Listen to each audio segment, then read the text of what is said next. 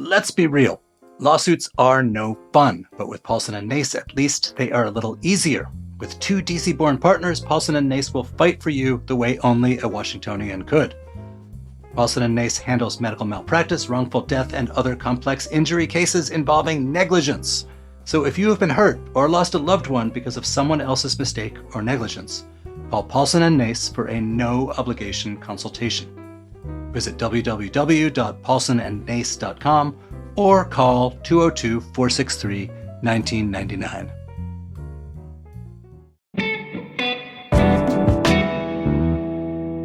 Today on CityCast DC, we are talking about what the DC budget means for the cost of your childcare. And we're talking about what the Virginia budget means for the health of our metro system.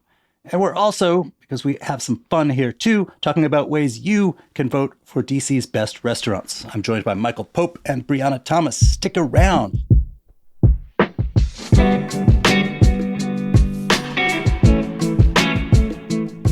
Today is Friday, April 12th. I'm Michael Schaefer, and here's what DC is talking about.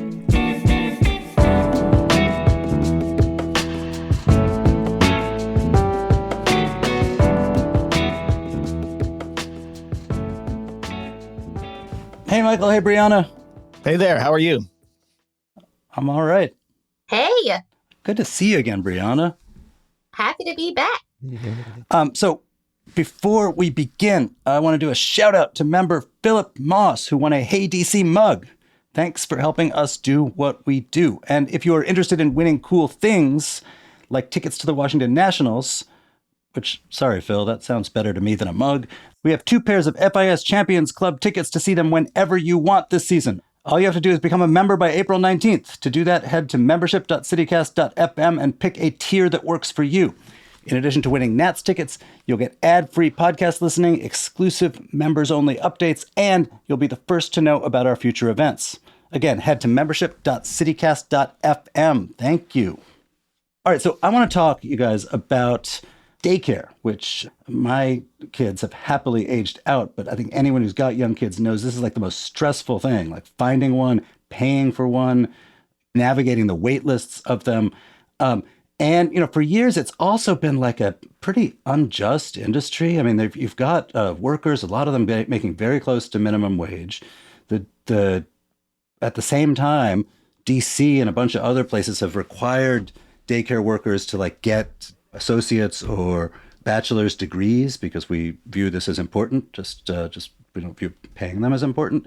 And one of the things DC did in the last few years that was pretty novel and made, I think, a difference is it created this fund based from a new tax on wealthy people that was called an equity fund. But basically, it supplemented the pay of daycare teachers so that they could, afford to live in this pretty expensive place.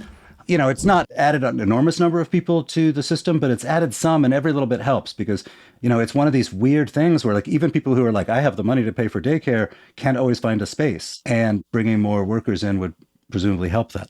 That fund is now on the chopping block in the DC budget because DC has a whole lot of deficit and needs to find a way to fix it. It's going to be, I suspect, I mean, it already is the like emotional hot button of this budget cycle among the things that are cuts. And it's going to be, you know, a tough thing. Nobody kind of wants to own the mayor is the one who's proposed to cut it. And she said she's doing it with great regret and so on. There's an effort in the council to restore it. But it's sort of an interesting politics because on the face of it, it looks like, oh, this is, you know, a program aimed at lower income workers.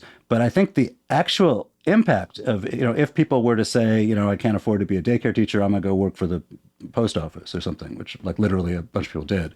That actually is going to hurt a lot of people, some of them like pretty rich and with some power.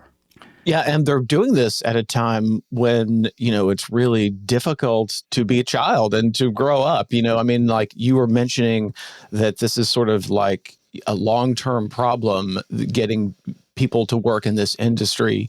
So that's kind of something that hasn't changed. But something that has changed is the environment that these children are growing up in. I was struck by the quote in the Washington Post from the longtime childcare worker who said, children are coming in with real trauma. They're coming in more aggressive. They're coming in with less language. They've been exposed to a lot of screen time, and they have short attention spans. So there's layers here. I mean, there's this existing problem of childcare and how the industry works. And you're right, it is kind of shady. And then layered on top of that is the world that we live in. I don't have kids yet, but my sister, she's a 10 plus year DCPS school teacher. And these educators work really, really hard. I mean, it's one thing to know the all the work, and challenges that come with being a parent, dealing with your own child at home. But I think having to think about that struggle and then telling someone we're going to cut your support for funding, but we still want you to take care of these children with the same care and the same, attention and nurture. It's almost like a slap in the face. It just doesn't feel right. Right. So you could say, well, if it's a hard job and become harder, then the employers should just pay them more. But that cost, of course, gets passed on to parents, a lot of whom are struggling to pay even the current cost of childcare, which is not, it is not public school. Now, DCPS now offers pre-K 3, so you don't have to spend as many years in childcare, but you got to spend some if it's a family where all the parents or the single parent is working. I mean, this is like from a politics point of view, right? Like no one wants anything to ever be cut. But this seems like one where I can imagine more than the usual constituencies opposing the cut. Where do y'all see the politics of this going?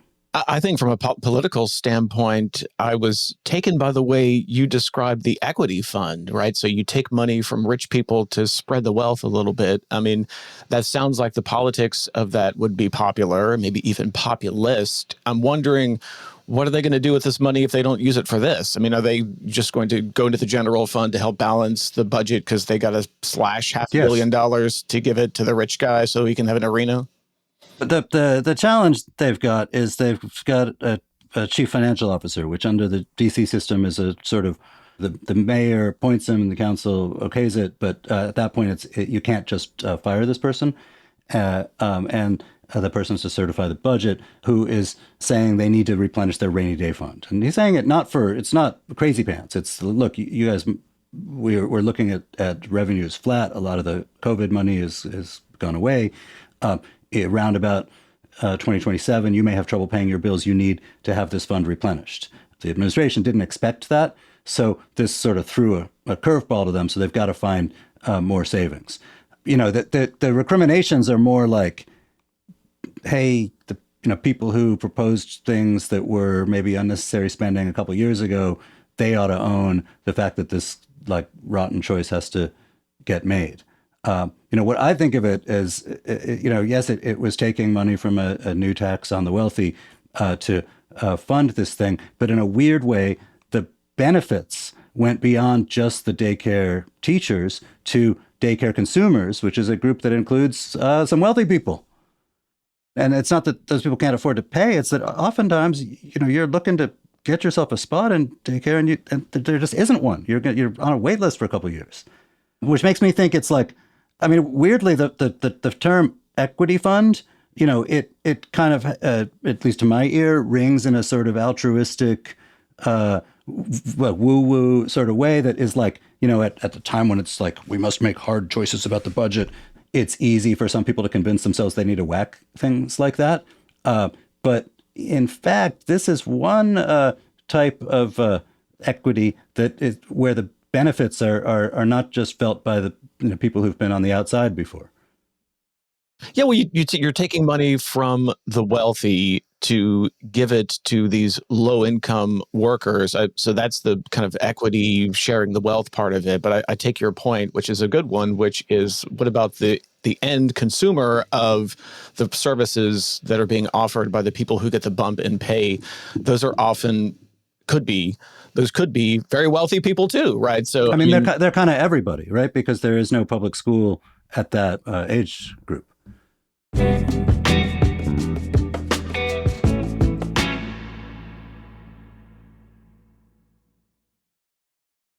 So speaking of like things where everybody benefits, but not everybody necessarily pays or wants to pay, there's a thing you've been covering in Virginia, your bailiwick, where the governor, Glenn Youngkin, fresh off his non-success at creating an urban destination for the Capitals and Wizards, which was going to be reliant on Metro, has now kind of at last minute switcheroo threatened Metro funding in the Virginia budget.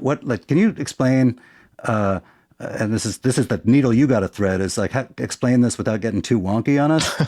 Like, what's he done, and like, what does it possibly mean for riders of the system? Well, for riders of the system, it could mean that there's essentially less money to go around. So, I mean, the end result of this might be that the new metro entrances that we were expecting in Virginia at Ballston and Crystal City, those new entrances might be scrapped or delayed. So essentially what's going on here is that the governor has the ability to make a budget amendment. So the General Assembly sent him a budget. The governor gets to make as many amendments as he wants to, and he made a lot of them, a historic number of budget amendments in this cycle. But it's important for your listeners to know that this is not over yet. This is one step in the process. It does not mean this is happening. The General Assembly gets to convene next week. They're going to have what they call a reconvene session and vote on all these budget amendments. And Democrats are in control of the House and Democrats are in control of the Senate. And all you need is a majority to get rid of these budget amendments. So I would expect most of these budget amendments to be voted down, including this Metro one that we're talking about. So this might actually be an academic discussion. But what the governor has done here with his budget amendment is reduce the fund. So the General Assembly wanted to pay $150 million. The governor reduced that to $130 million. Okay, so you might say $130 million sounds like a lot of money. What's the problem with that? The problem is that only a very small part of that actually comes from the state, $35 million. So he's shifting the burden to Northern Virginia, specifically the Northern Virginia Transportation Commission, which has a huge pot of other stuff that they want to spend that money on, like these new entrances to metro stations at Ballston and Crystal City. So by shifting the burden, it means that the guy who heads the Northern Virginia Transportation Commission, who's a member of the Arlington County Board, Matt DeFerenti, he has some hard choices to make. So it used to be, the under the previous model, the metro system was getting a good chunk of change here from Virginia, basically the same amount of money that Maryland was going to kick in. But now there's a smaller amount of money and the burden has shifted to Northern Virginia. There is a sense in Richmond among the elected officials that what we're really dealing with here is some hurt feelings about the arena that did not happen. So the governor obviously wanted the arena to happen. It was a failure. And now there is this belief that he wants to start punishing people, especially people in Northern Virginia who helped kill the deal. But wait. Isn't the Louise Lucas, who's, the one most associated with killing the deal, she is not from Northern Virginia. Well, he also killed a lot of her bills too, like including she was a major proponent of something called skill games, which are the machines that sort of look like slot machines that are in convenience stores. Supposedly, if you have a skill, you can win at the game. So it's not dumb luck the way a slot machine is. But anyway, the reason I bring this up is Louise Lucas was one of the biggest supporters of having these skill games in convenience stores and truck stops. And he put an amendment on it that mostly killed that bill. So he is definitely exacting, one way to perceive these budget amendments is he's exacting revenge on people who wronged him in the arena deal.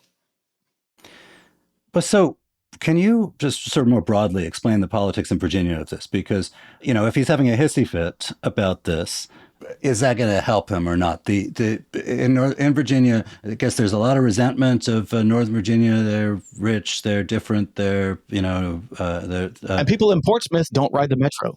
Right. And they don't ride the metro. But on the other hand, Northern Virginia pulls the train economically. And so things they want, like a better metro system, do wind up benefiting everyone from a tax point of view.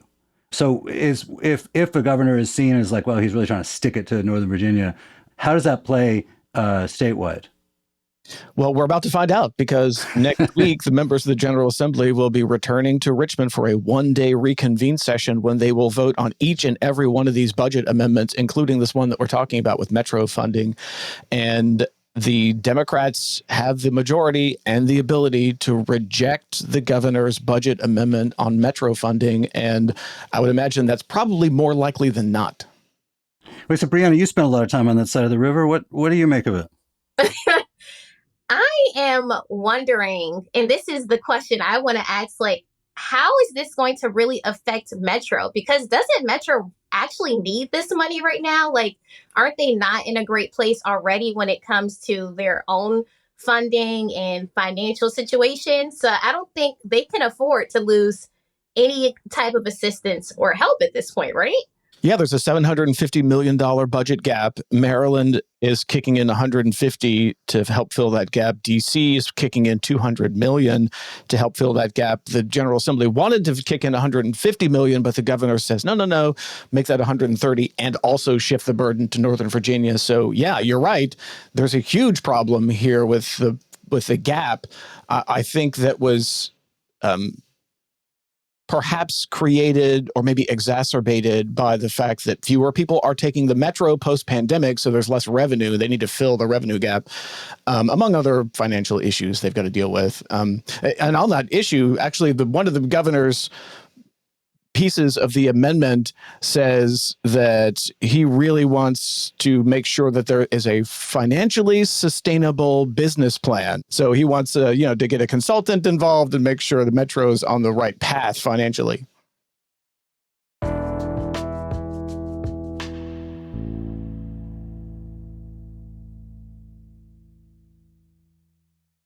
All right. So, Brianna, you write a lot about things to do around town. And for a lot of people, that includes going out to eat. The Rammies, which is the Restaurant Association of Metropolitan Washington, it's their annual awards for like best places to eat and all that.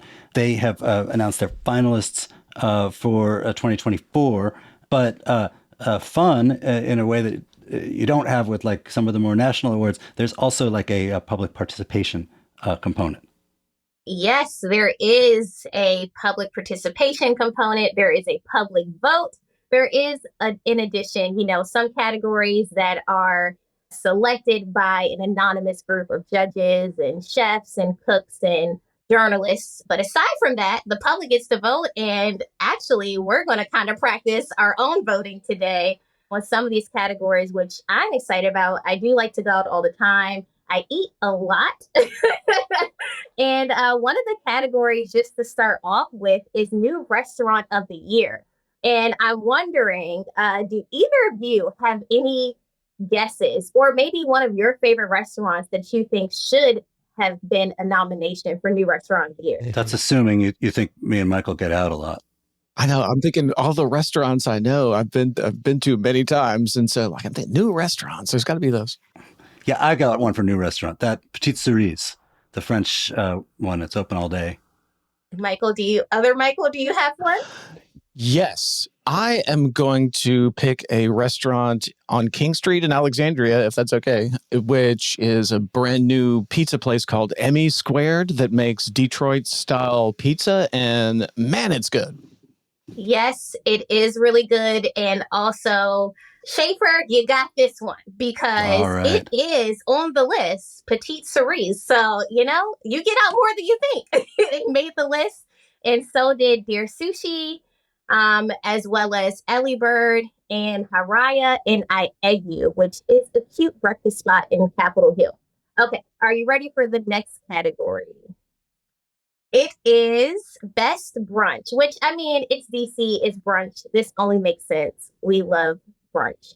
Doesn't matter where it is. We'll turn any restaurant, in fact, into a brunch restaurant.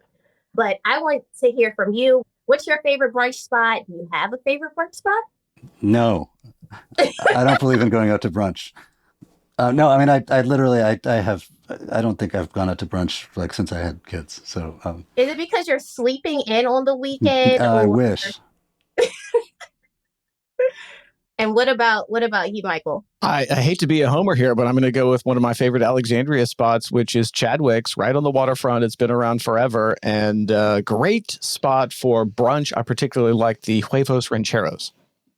I absolutely love Chadwick's. This is now the second place. I can tell that you spend a lot of time in Alexandria, and so do I. Actually lived in Alexandria and recently moved back to DC, but I love all of those old town Alexandria restaurants are so good, including Chadwick's. It is not on the best brunch list, however.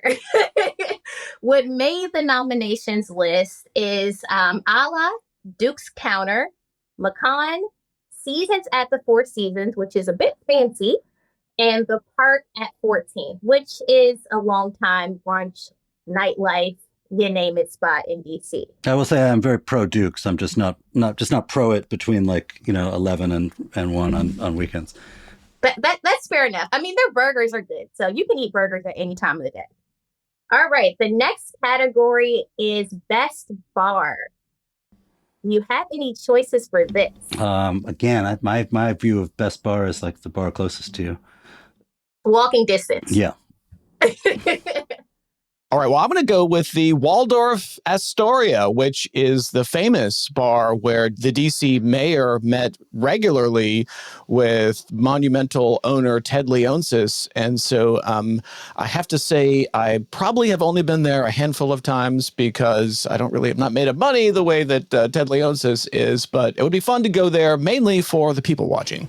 Who do you think paid for those cocktails? That's a really good question. I hope Leonsis picked up the tab. It's the least he could. I mean, literally, it's the least he could do. No, Waldorf Astoria, that's a great bar, and it's beautiful, but it's not on the list. I'm actually surprised that didn't make the list now that you brought it up. The ones that made the list, Bar Chinois, which is pretty popular. It's in Mount Vernon Triangle. They have a drag brunch, so obviously they need to be on this list. It's a good time. Also, Residence Cafe and Bar, which is pretty cute. They have that beautiful outdoor seating. The Green Zone made the list. Royal Sands Social Club. This does not surprise me that it's on this list either, because if you go here on a weekend after 9 p.m., it is borderline a nightclub, okay? It's usually pretty jam-packed. Also, Slash Run made the list, which makes sense because they have a lot of rock and roll concerts. It's a pretty popular music venue and also a restaurant. So all of these make sense for me. The next category is hottest sandwich spot. So this would be more like grab and go or, sit down for a few minutes, more like a lunch place. I'm going to have to jump in here and say the Colada Shop. I love the Colada Shop, and they have great sandwiches. As a Florida expat, I love Cuban food, and anytime you can get your hands on some really good Cuban food, I'm there for it. So I vote for the Colada Shop. Do we mean hot like in terms of trendy or hot like spicy? Because if it's the latter, it's going to be one of those places with like the hot chicken sandwich. And I suspect it's Roaming Rooster.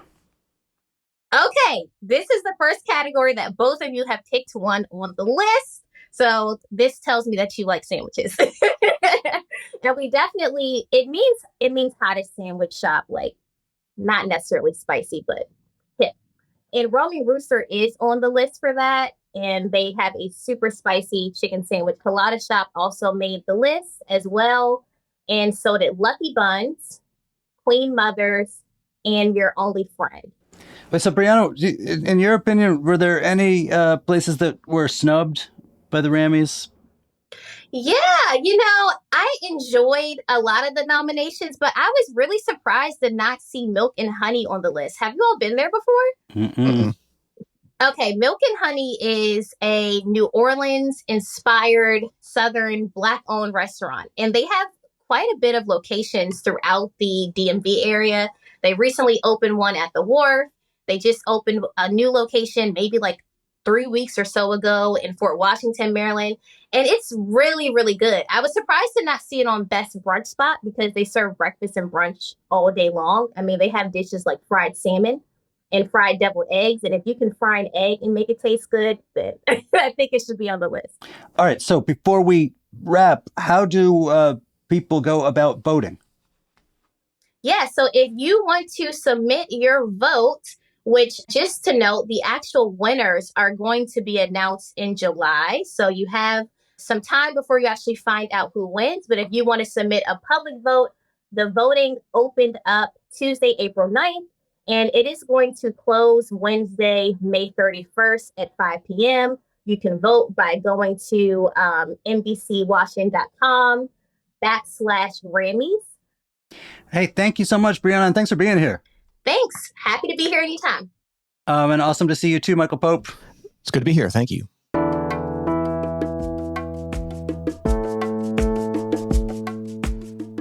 And that is all for today here on CityCast DC. Our interim executive producers are Julia Karen and Kayla Cote-Stemmerman. Kayla also writes our super informative and fun newsletter. It's called Hey DC.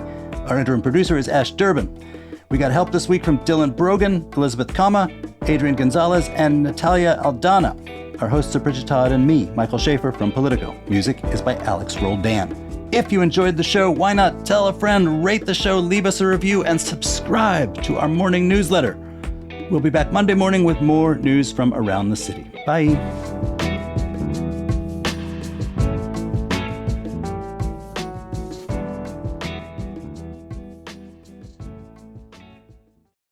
Good segue. I aim to please, my friend.